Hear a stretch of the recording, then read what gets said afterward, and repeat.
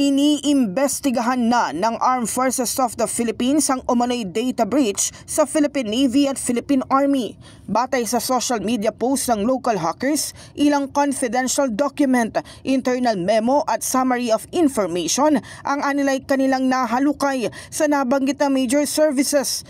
Nagbabala pa itong ilalabas ang ibang sensitibong impormasyon oras na i-deny ng militar ang naturang data breach.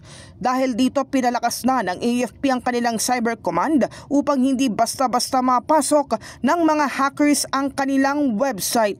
Particularly with the establishment of the cyber command, ensuring that our cyberspace is secured. And let us all remember that cybersecurity is everyone's responsibility. We would like to help out lahat natin to be conscious on this particular new domain that we are entering into.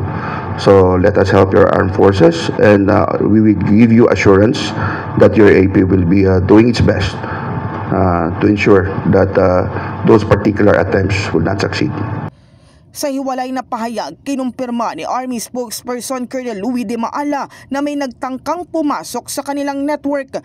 Tukoy na nilang pumasok na grupo, pati ang IP address ng mga ito. Marami tayong tinitingnan na grupo.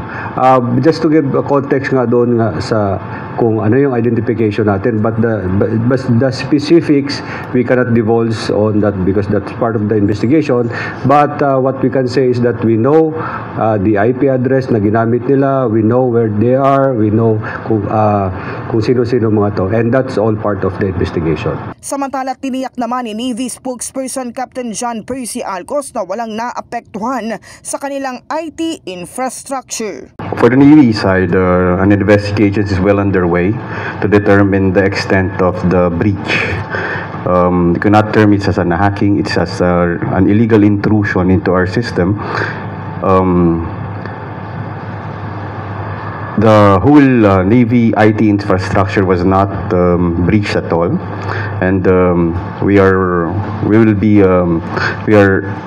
further ensuring that no other breaches will be occurring anytime soon.